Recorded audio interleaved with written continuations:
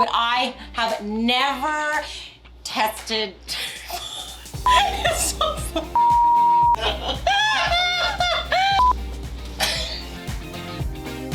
I'm looking to sew more skirts in my wardrobe, and I really want a tiered skirt. And I always look to my fabric stash, but I'm really wanting a tie-dye look. I see so many amazing projects online. The sewing community is filled with tie-dye everything, and I don't have any tie-dye in my stash, but I do have this blank canvas. It's 100% cotton, and I think I want to try tie-dyeing. I've never dyed any fabric, even just an entire color, let alone tie-dyeing. So I'm a little scared to dive into this project, so I think I'm definitely going to need help from fabric dyeing expert Bianca Springer. She is so amazing in all the fabric prints that she does. She doesn't even always do tie-dye. She does block printing, ice dyeing, and so many other things. So she's gonna be the perfect resource to help me through my first tie-dye project. But I don't want to risk getting any dye on my fabrics and in my studio. So I'm gonna head over to my kitchen and get my apron on, get my gloves on, and I'm really excited. Let's go.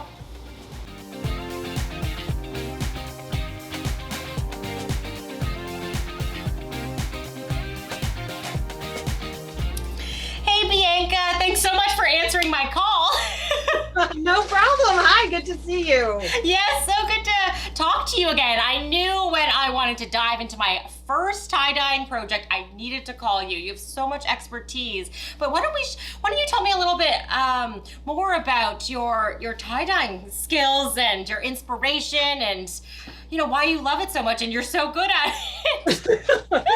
So I kind of am a gambler. I have that risk-taking personality, and dyeing for me is that you can go that full range of very planned and structured process to fully experimental. Yes. And I like that. I like that you can dye fabric in an afternoon or over the course of days or hours. Wow.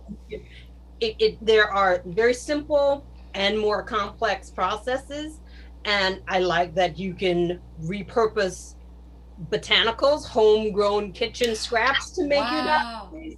You can do synthetics. There are production grade, like store quality botanical dye kits that you can buy. And so I like that there's something for everybody in the dye process. So I like tie-dye. I love ice dyeing because it's so unpredictable. I love fun. Yes, indigo dyeing, everything. I love it all. I love it all. So, so you tell me what you want to do today. Yes. Well, since this is my very first fabric dyeing project, I'm keeping it easy. I just bought a tie-dye kit, and I have some skirt. I'm making like a tiered gathered maxi skirt, and I want to kind of experiment with each tier, doing a little bit something different, but then using the same colors. So I'm really just gonna experiment. And since I really just don't even know what to do first, I've just pre-washed my fabric. It's 100% cotton, and that was just according to my kit and the dyes that I'm using.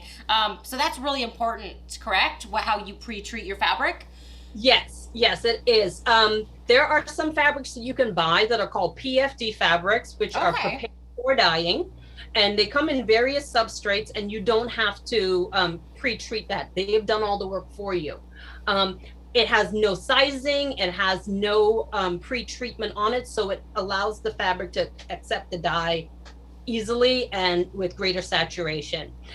If your kit says all you need to do to pre-wash your fabric is to wash it, great. But if you are going completely off your own commercial dyes and fiddling around with stuff, you may have to do some research into what type of pre-treatment your fabric requires so you can have a successful result. But for your purposes, it sounds like your fabric is treated properly, and so you'll be good to go. Yes, okay, so let's jump in. But I think first I'm gonna put on some gloves and an apron because I don't want to get any dye on my on my dress. Or maybe I do, I don't know. I wear my dye clothes. I'm awful because I never wear gloves for because I get so impatient and my nails break through unless I'm doing like indigo and things that are more okay. But so I applaud you for your safety. I tend to be a little more careless there, but don't tell anybody. All right, I've pre-mixed some of I know I'm definitely gonna need green, green dye, and I think maybe some, let's do some like orange. Oh, I'm gonna do green, yellow, and orange because I love like citrus colors. I think that'll be really pretty together. All right, so I've pre-mixed the one. It's just a little powder here. I'm just going to, you think I can dump this whole pack in? It doesn't specify, but that looks like the right amount for this ratio of water. I think so. Yeah. And I know that your kit is safety conscious, but yes. as just in other dyes and other, as you use these chemicals, you may want to wear a mask or a respirator if you're in, because you don't want to inhale these, the dye products. That's such a good point. Yes. So depending on which dye you're using and the packaging, be sure you read the safety precautions for each dye you use. Yes. Oh, I'm having so much fun already. It's so fun to bring like creativeness into my kitchen space in my loft. It's usually all over my sewing studio, but I didn't really want to risk getting wet and dye over there. So this is fun. So I'm just gonna mix up my last dye here. And then it says to just wet my fabric first and then rinse it out. Is that usually the case when you start with the tie-dye? Yes. Or... by having damp fabric, it allows an even distribution of the dye throughout. Oh, interesting. Okay. If you look at my top, you see that there are more white areas to it. When I dyed this, I used the solar dye and I did not pre-dampen the fabric. I specifically kept it dry before I tied it. So I tied it up so that the bound areas would deliberately not accept as much dye. And so you can make that choice as well. But by saturating all the fabric, even the bound areas will repel the dye, but by dampening it, you don't have a mottled look. Yes. You know, you see like a speckly white area or where it resists. And that's good if that's your plan, if you deliberately go in with that idea. But if you, as a beginner, dampen it and tie. Okay, I'll be right back. I'm gonna go to my sink and get it all wet. Okay, so I think here's the point where you can get creative. Yes, so you have to decide if you are going to strictly tie or use, I have used rubber bands. I love cable ties. Oh, cable ties. You get some good tension. You can do twine. However you tie it, that'll give you your patterns. There are a lot of Pinterest boards that show you how to tie to get a particular result. So this was tied with craft sticks. So it was folded in accordion style and then a triangle. And then I used craft sticks on the corners and bound those with elastic to create the resist. And then when I unraveled it, this was the result. That is amazing. Thank you. It's a little more in depth than you're probably looking to do, but something. Yes. I'll get there eventually. So this is a little more beginner friendly, but still gives you a nice dramatic look. Oh, I love that. Yeah. And so this is double gauze that was white at the beginning. And I used 2 rubber bands. So one at a smaller peak and then another further back. And then I just repeated that throughout. Sometimes I did a single rubber band, other times I did 2. And so once the dye was applied, you get that. Yes. That type of look. I also did some clothespin resist on this one. Clothespin, I love that effect. Yes, and so the pins create that resist, and then this was a reverse dye process, so the color is removed where the where the clothespins were attached. So how would is that bleach then? And when It was bleach. It was a dilute bleach solution on the blue. wow. Who knew that you could just use bleach? You don't even really need to go to the store. You could just Go to my pantry. Oh, that's fabulous. Okay, yeah. So Oh, look at that. Here's another more simple, just one tie across to give a stripe. Oh, that's pretty. But these little spirals were done with thread. I stitched a circle and then pulled the threads to gather it. So creative. Thank you. So you have options. You have options. I certainly do. So since I'm a first time tie-dyer, I think I'm just going to keep it simple and I would just kind of take a handful, I guess, of the and just tie around a knot. Okay, let's try that. Yep, get it nice and tight. So if you want a graduating effect, you can wrap the elastic up kind of like in a spiral, so it's not all tight area. And so you'll get everywhere the rubber band touches is a resist point. So you'll have that. See, you took your gloves off. I know. I did. I didn't know you noticed. You're a pro now. I'm a pro. I can't tie a cool knot with those gloves. Yes. Yeah, so I kind of did like a. Yeah. Yeah, let's try that. I mean, let's just try it out. Yes. Okay. Maybe I'll even do one as like one of your double knots. That seems easy. So I do like one at the base and then one up top. Yep. Okay. And even the way you gather the fabric, is the way you bunch it, can impact the end result. If you folded that as little pleats and then secured it, you'll get more lines. So it just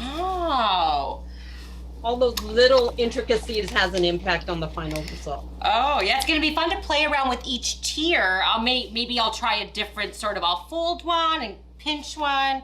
So that's gonna be fun. Does that look okay? It does. Looking good. Okay, so now I have a bowl. Is that okay to put my dye in?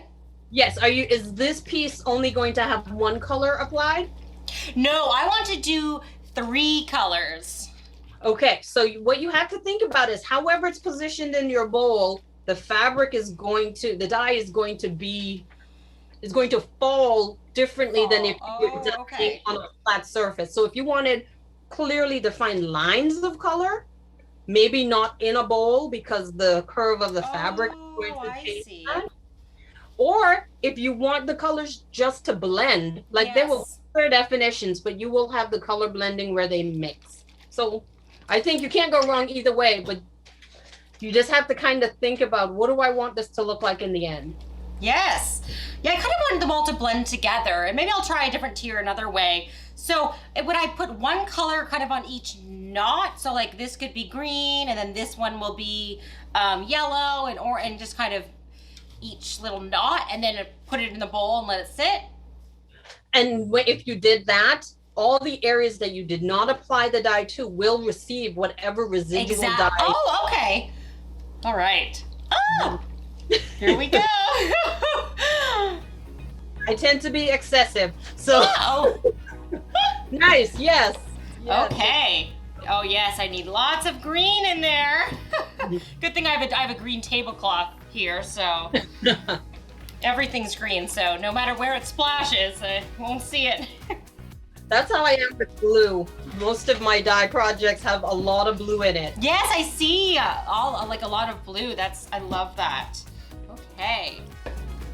How does that look in the bowl? It's looking good. It's looking good. Okay. So maybe I'll just go there you go. the extra little pinch of salt. So this could sit for, it says in my personal kit, 6 to 8 hours ish. Is that roughly around? Yeah.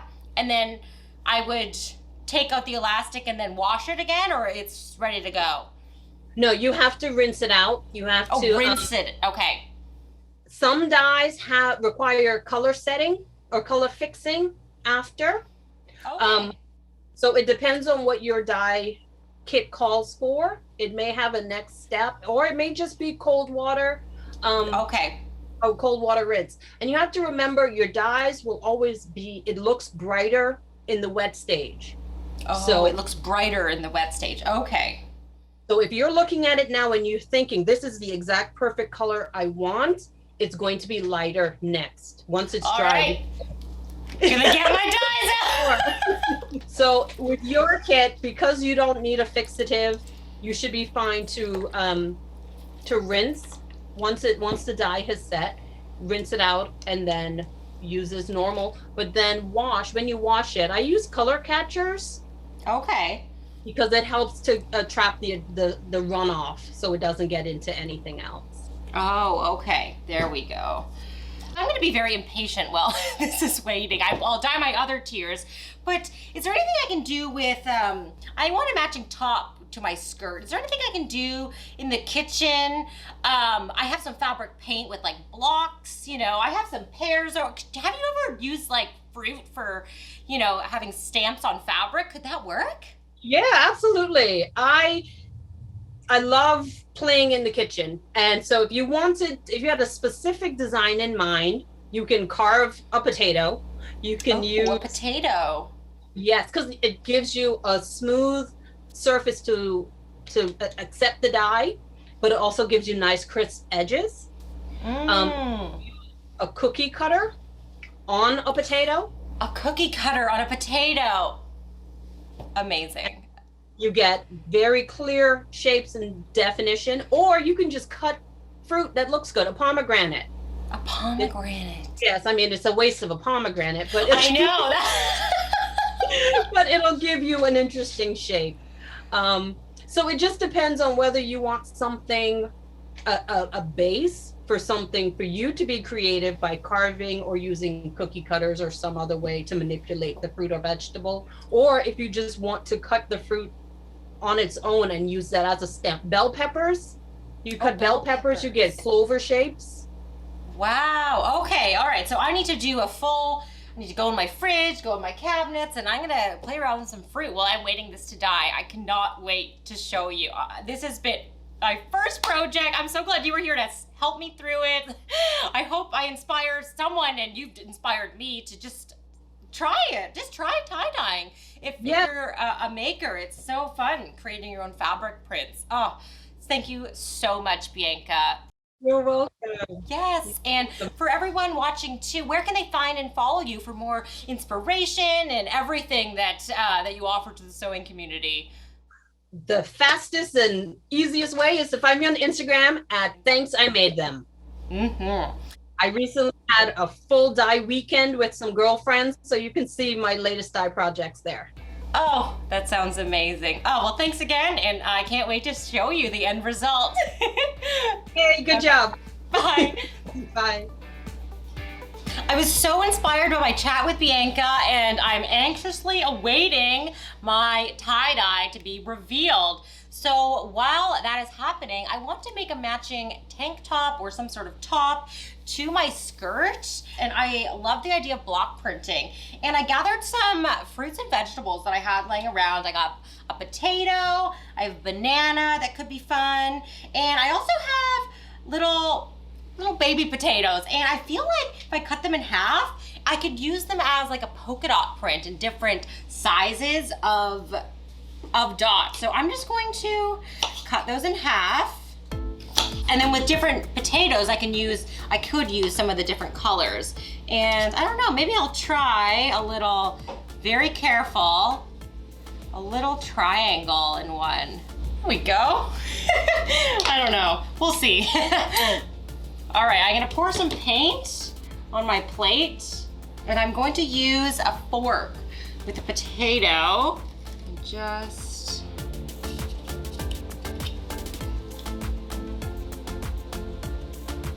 there we go. A little. Oh, look! It made it naturally a little hard. Oh, look at that! That's why I love fruits. That's kind of cool. Just bear in mind, this is my first time doing this, so it's all about experimentation. Scrap fabrics. Oh yeah, that's kind of cool. Maybe I'll try on my tank, and I'm so glad I'm using scrap fabrics. like a condensed amount and then scattered more distanced at the top. Maybe just for fun, maybe I'll just move this up a bit. I'm just going to try a pear. A little bit of an interesting shape, so let's just try and see what this looks like. Oh, it looks like a little pear. Oh, that's cute.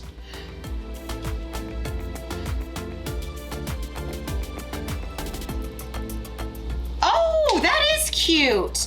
And then I can go back and with my yellow paint, I can do a little yellow accent to get a little pear shape. Oh, this is cute. I think I like the pears.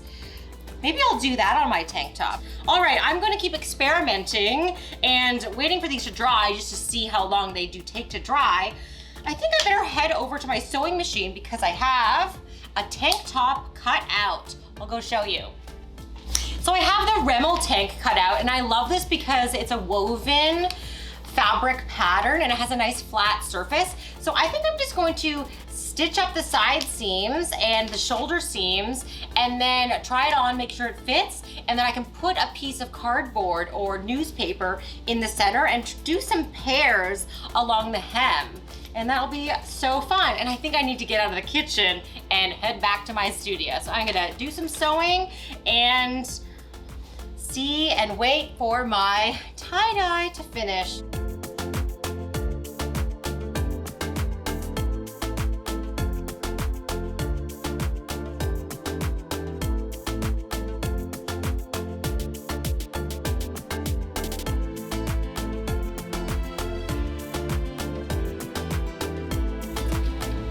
All right, I'm still waiting for this to dry. Fortunately, that tank did not take 6 to 8 hours to sew. And if you want to see the finished version, how my tie-dye turned out, and my top, make sure to head over to sewdaily.com for all the sewing steps. I'll show you how to gather the tiers and finish the skirt, as well as my full outfit debut. So thank you for watching this episode of Style Revive. I can't believe I tie-dyed for the first time ever on camera, so I know you can do it too. Join the Style Revive challenge and try it yourself. I cannot wait to see everyone's projects and just have fun, get messy, and take risks. I know you'll end up with something lovely, colorful, and fun to wear. That's also on trend. So thanks for watching, and I'll see you next time. Bye.